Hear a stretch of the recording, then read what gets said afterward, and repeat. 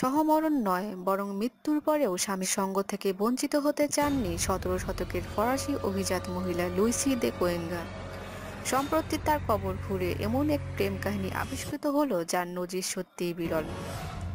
আজকের রোমান্টিকরা কল্পনাও করতে পারবেন না কি প্রবল প্রেম থেকে এই কাণ্ড ঘটিয়েছিলেন লুইসি। তার স্বামী তুসেদে পেরিয়ে ছিলেন ব্রিটেনের এক অভিজাত পুরুষ।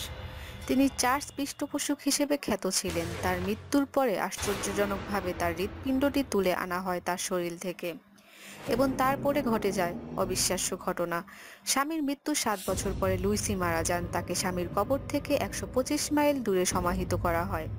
ওদিকে স্বামীর দেহ থেকে উপড়ে নেওয়া হৃৎপিণ্ডটিকে ৭ বছর ধরে মমি করে রাখা হয়েছে। লুইসির মৃতদেহের সঙ্গে তার স্বামীর সেই হৃৎপিণ্ডকেও সমাহিত করা হয়। মৃত্যুর পরে তারা যাতে পরস্পরের কাছে থাকতে পারেন, এই বিশ্বাস থেকেই এই ব্যবস্থা করা হয়েছিল আজ থেকে প্রায় ৩৫০ বছর আগে। সম্প্রতি ফ্রান্সের national institute for preventive archaeological research এর প্রত্নতত্ত্ববিদরা ব্রিটেনের রেনে শহরের সেন্ট জোসেফ কনভেন্টের কবরখানা থেকে প্রায় ৮০০ কবরের মধ্যে খুঁজে পেলেন লুইসির এই আশ্চর্য সমাধি। আরও আশ্চর্য ব্যাপার, লুইসির দেহ, পোশাক ইত্যাদি অতি যত্নে সংরক্ষিত হয়েছে। ৩৫০ বছরও ক্ষয় তাতে থাবা বসাতে পারেনি। বিশেষজ্ঞদের মতে ১৭ শতকে ইউরোপে মৃতের দেহ থেকে অঙ্গ তুলে এনে তা তাদের আত্মীয়দের প্রদান করার এক রীতি প্রচলিত ছিল।